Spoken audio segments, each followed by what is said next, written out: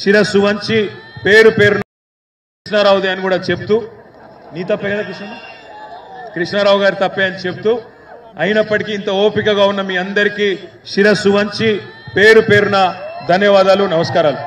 మా ఎంపీ అభ్యర్థి గౌరవనీయులు పెద్దలు శ్రీ రాగిడి లక్ష్మారెడ్డి గారికి, గౌరవ ఎమ్మెల్సీ సోదరులు నవీన్ గారు, గౌరవ జిల్లా పార్టీ అధ్యక్షులు మరొక ఎమ్మెల్సీ సోదరుడు శంబిపూర్ రాజు గారు, గౌరవనీయులైన కార్పొరేటర్లు పేరు పేరున అందరికీ శ్రీనివాసరావు గారికి, అదేవిధంగా మా సబీహా గారు, శ్రవణ్ గారు సోదరుడు, సతీష్ గౌడ్ గారు, మన సత్యనారాయణరావు గారు, శిరీష బాబురావు గారు, మహేశ్వరి శ్రీహరి గారు, ఇంకా గౌరవనీయులు ముదాం నరసింహ యాదవ్ గారు పేరు పేరున అందరికీ వేదిక మీద ఉన్న కార్పొరేటర్లకు, మరి ఈరోజు రవీందర్ రెడ్డి అన్న వచ్చిండా, రవీందర్ రెడ్డి అన్నకు బాలానగర్ కార్పొరేటర్ గారికి, మీరు అట్లా కాదు కార్పొరేటర్లు మీరే గెలిపిస్తారు, ఎమ్మెల్యేను మీరే గెలిపిస్తారు, మరి ఎంపీని గెలిపియారా ఈసారి?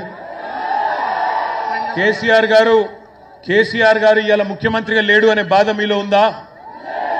ఉన్నదా లేదా? ఉంటే ఒక్కసారి చేయలేవటండి। కేసీఆర్ ముఖ్యమంత్రిగా ఉన్నప్పుడే బాగుండే, కేసీఆర్ ముఖ్యమంత్రిగా ఉన్నప్పుడే బాగుండే అనుకున్న టోళ్ళు చేయలేవటండి కాదా?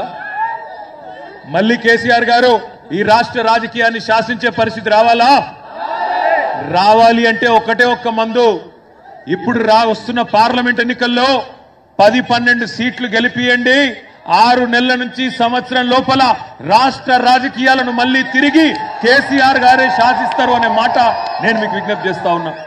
ఇవాళ హైదరాబాద్ లో మీరు నమ్మలేదు, మీ ఎమ్మెల్యే కృష్ణారావు గారికి ఎన్నడూ లేనంత అద్భుతమైన మెజారిటీ 72,000 ఓట్ల మెజారిటీ ఇచ్చి మొన్న శాసనసభ ఎన్నికల్లో గెలిపించినారు। పోలైన ఓట్లలో రాష్ట్రంలోనే అత్యధికంగా 57-58% ఓటు మీ ఎమ్మెల్యే కృష్ణారావు గారికి ఇచ్చి, పనిమంతుడైన ఎమ్మెల్యే మాకుండాలే, మా కష్టంలో సుఖంలో ఉండే మా ఎమ్మెల్యే మాకుండాలని మీరు గెలిపించుకున్నారు, కేసీఆర్ గారు ముఖ్యమంత్రిగా ఉండాలని కోరుకున్నారు। కానీ గ్రామీణ ప్రాంతాల్లో, జిల్లాలలో కాంగ్రెస్ పార్టీ చూపెట్టిన అరిచేతిలో వైకుంఠం ఏదైతే ఉన్నదో దానికి కొంతమంది మన సోదరులు సోదరిమణులు నమ్మి కొంత మోసపోయినారు। బస్సు ఫ్రీ అన్నారు, బంగారం ఫ్రీ అన్నారు, నెలకు 2,500 మహిళలకు అన్నారు, ముసలోళ్ళు అయితే నెలకు 4,000 అన్నారు, మా తమ్ముళ్ళు చెల్లెళ్ళకైతే స్కూటీలు ఇస్తామన్నారు, నెలకు 4,000 అన్నారు, ఇంకా చాలా చెప్పినారు రేవంత్ రెడ్డి గారు వాళ్ళ కాంగ్రెస్ మంద। ఒక్కటన్నా అమలు జరిగిందా? దయచేసి ఆలోచించమని కోరుతా ఉన్నా।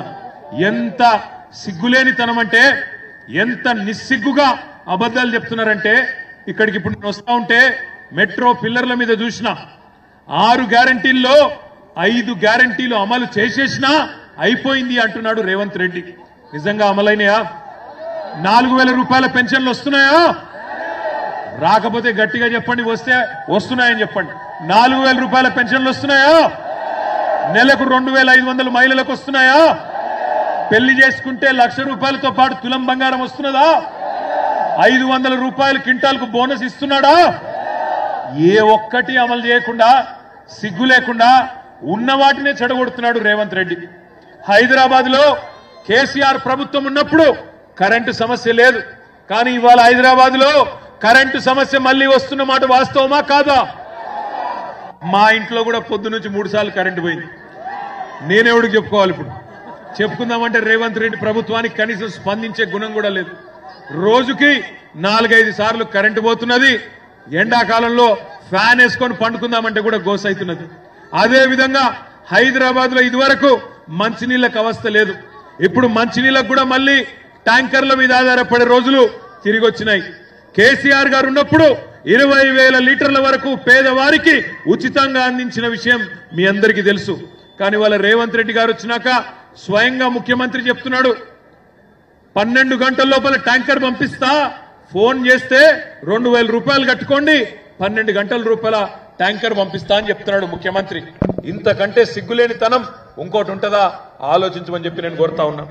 కొత్త పరిశ్రమలు రావడం కాదు, ఉన్న పరిశ్రమలే పోతా ఉన్నాయి కాంగ్రెస్ ప్రభుత్వం వచ్చిన తర్వాత। మొన్ననే కేన్స్ టెక్నాలజీస్ అనే ఒక కంపెనీ కష్టపడి మనం మైసూరు నుంచి పట్టుకొస్తే ఎన్నికలకు ముందు ఇవాళ 3,500 కోట్ల పెట్టుబడి గుజరాత్కి వెళ్ళిపోయింది. మరొక కంపెనీ కార్నింగ్ అనే అంతర్జాతీయ కంపెనీ, దాన్ని కూడా కష్టపడి పట్టుకొచ్చినాం. ఈ రేవంత్ రెడ్డి గారు లంచం అడిగిండో ఏం కావాలన్నాడో వాళ్ళు కూడా తట్టాబుట్టా సదురుకొని తమిళనాడుకి వెళ్ళిపోయినారు.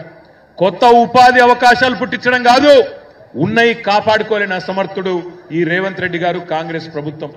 దయచేసి నేను మిమ్మల్ని కోరేది ఒకటే, తిరిగి మళ్ళీ కేసీఆర్ గారు రాష్ట్ర రాజకీయాన్ని శాసించాలి అంటే మనం ఈ పార్లమెంట్ ఎన్నికల్లో ఒక 10-12 సీట్లు బీఆర్ఎస్ పార్టీకి అప్పజెప్పండి.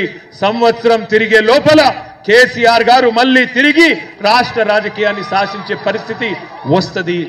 ఇంకొక మాట కూడా నేను మిత్రులను అడుగుతా ఉన్నా, మల్కాజ్గిరిలో మన పోటీ కాంగ్రెస్ తో లేనే లేదు. ఇక్కడ కాంగ్రెస్ ఒక డమ్మీ అభ్యర్థి, ఈ ప్రాంతానికి పరిచయం లేని ఒక అభ్యర్థిని తీసుకొచ్చి బలవంతంగా రుద్దే ప్రయత్నం చేస్తా ఉన్నారు.